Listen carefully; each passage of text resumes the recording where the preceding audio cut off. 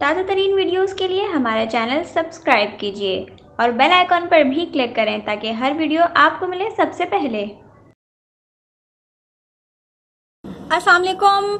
आज मैं आपसे बात करने वाली हूँ कराची के मौसम के हवाले से। यूं तो कराची का मौसम वैसे भी बहुत अच्छा रहता है और आजकल जो कराची में सर्दियां बढ़ती जा रही हैं ना, उस हवाले से अगर हम बात करें तो 12 जनवरी से कराची में मजीद सर्दी बढ़ने वाली है। जी हाँ, महकमा मौसमियात ने बताया है कि कराची में 12 जनवरी से नया बारिशों का सिलसिला स्टार्ट होने वाला है, जो कि बलूचिस्तान से हवाएं कराची की तरफ आएंगी। वो नया जो बारिशों का सिलसिला है वो बलूचिस्तान की तरफ से सिंध की जानिब बढ़ रहा है, जो कि सिर्फ सिंध को ही नहीं KPK को और पंजाब पर भी असरअंदाज होगा और वहां पर भी सर्दी की लहर में इजाफा होगा, जिसके बाद कराची में मजीद सर्दी बढ़ने का इम्कान है। और अगर हम बात करें पुरानी सर्दी की, तो कराची में अभी कुछ दिनों पहले ही महकमा मौसमियात ने इम्कानात जाहिर किए थे कराची में बारिश के, हल्की बूंदाबांदी के, शदीद सर्दी बढ़ने के।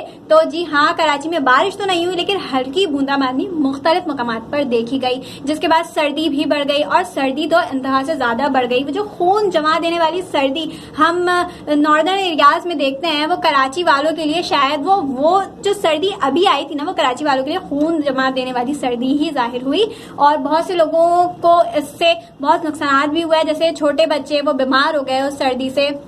और अगर हम बात करें वो लोग जिन्हें अक्सर साइनस का प्रॉब्लम रहता है और वो लोग जिन्हें बहुत ज्यादा ठंड लगती है, जो कि कराची में रहकर ही सर्दी बर्दाश्त नहीं कर पाते, जो सिर्फ इसी डर से कि उनसे वो सर्दी बर्दाश्त नहीं होगी, वो और पाकिस्तान के वो एरियाज जहाँ ठंड ज्यादा होती है वहां जाना भी पसंद नहीं करते। तो जब कराची में इतनी सर्दी पड़ी तो उन लोगों का क्या हशर हुआ होगा। और फिर इसके अलावा अगर हम बात करें तो वो हजरात जिन्हें जो बूढ़े हैं, जिनसे सर्दी बिल्कुल बर्दाश्त नहीं होती, और वो लोग जो रोडों पर रहते हैं, जिनसे सर्दी बर्दाश्त हो भी जाए फिर भी उनके पास ना तो पहनने के लिए अच्छे स्वेटर्स मौजूद हैं और ना ही उनके पास ओढ़ने के लिए अच्छी रजाइयां या ब्लैंकेट्स वगैरह मौजूद हैं। तो मेरी आप लोगों से गुजारिश है कि अगर आपके पास घर में पुराने कपड़े, पुराने स्वेटर्स और जो पुरानी रजाइयां जो हम यूज नहीं करते, हमारे इस्तेमाल में नहीं होती, हमें लगता है कि अब हमारे इस्तेमाल की नहीं रही है, तो वो लोग जिनके पास ये सहूलत मौजूद नहीं है उनकी मदद कर दिया करें उनसे। और अगर हो सके तो